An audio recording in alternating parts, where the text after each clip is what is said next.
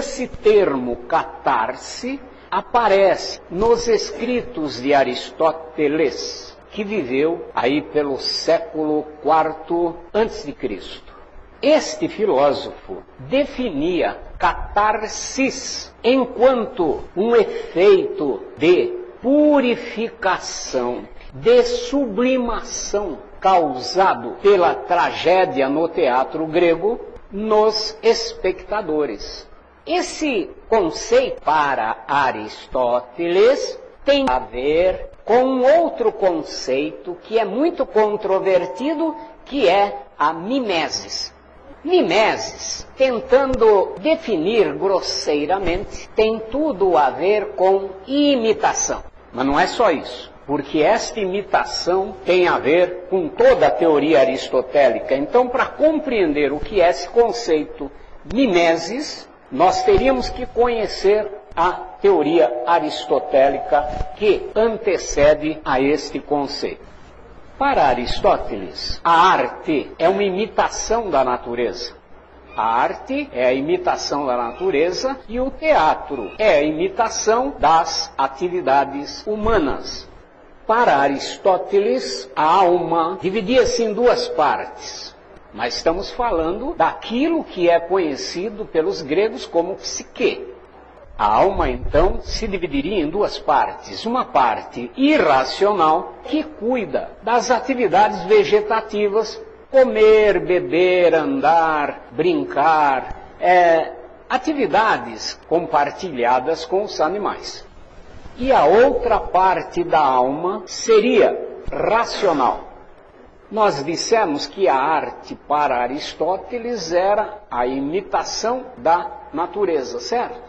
Só que Aristóteles tinha um pensamento teleológico. Para Aristóteles, tudo tenderia a uma finalidade. E a natureza teria uma tendência à perfeição. A natureza, em seu processo substancial, caminharia para a perfeição. Ora, o homem, na sua parte racional, na arte, imitaria a natureza. Logo, o homem tenderia a uma perfeição com a sua parte racional.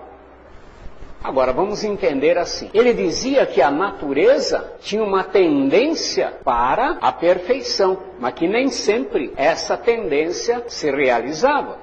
Então, a natureza poderia ter momentos de desorganização. E o homem, sendo um ser natural, evidentemente que ele também tem uma tendência à perfeição na sua parte racional, que nem sempre se realiza. Muito bem. Uma pessoa que fosse assistir ao teatro grego.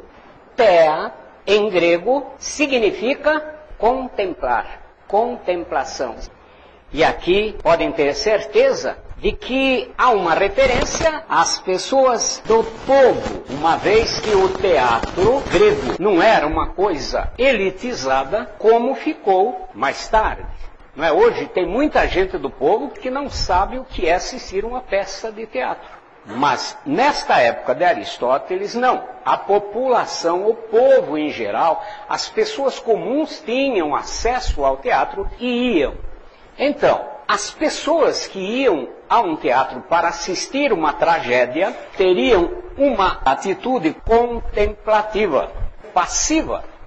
Sendo passiva, nós teríamos o processo da catarsis, porque a pessoa sofreria o impacto, o efeito daquelas ações que estavam acontecendo lá no teatro, particularmente na tragédia.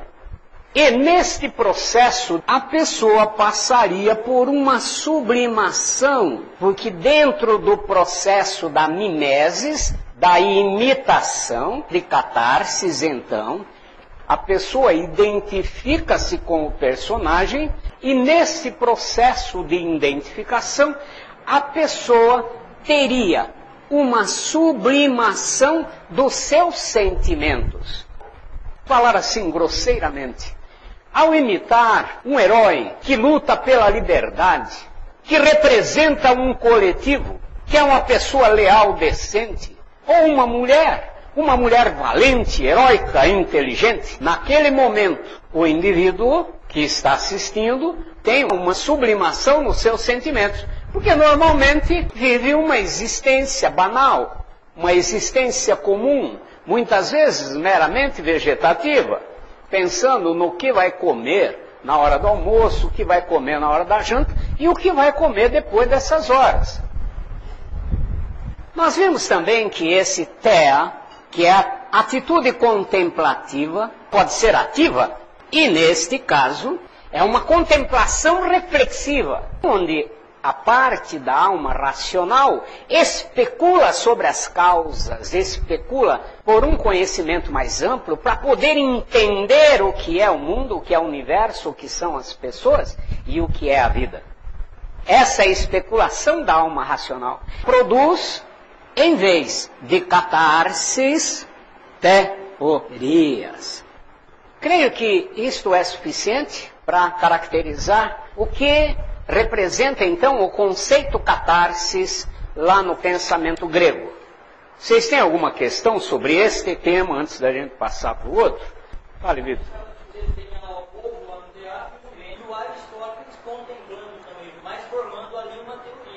Correto. Provavelmente um Aristóteles assistindo a uma peça de teatro não fica limitado às emoções, aos sentimentos que aquela peça transmite, e sim procurando ver a relação daquelas ações com a vida real, com a teoria que ele formula, né? Ele fica discutindo. Ele discute com o autor, ele discute com o herói, ele discute com todo mundo. Chutam ele para fora do teatro se ele começar a falar alto na discussão. Na medicina, o conceito catarse significava a expulsão de um elemento nocivo ao organismo.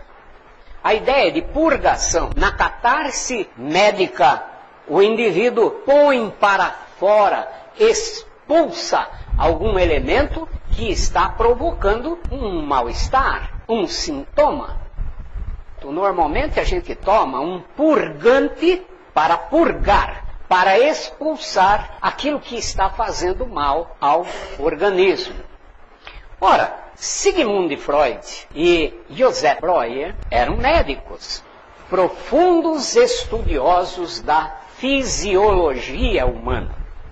E chamaram de catarse a um método psicoterapêutico que tem a finalidade de expulsar, de purgar, de pôr para fora afetos patogênicos, afetos, emoções, sentimentos que, recalcados, foram impedidos de manifestar-se pela atividade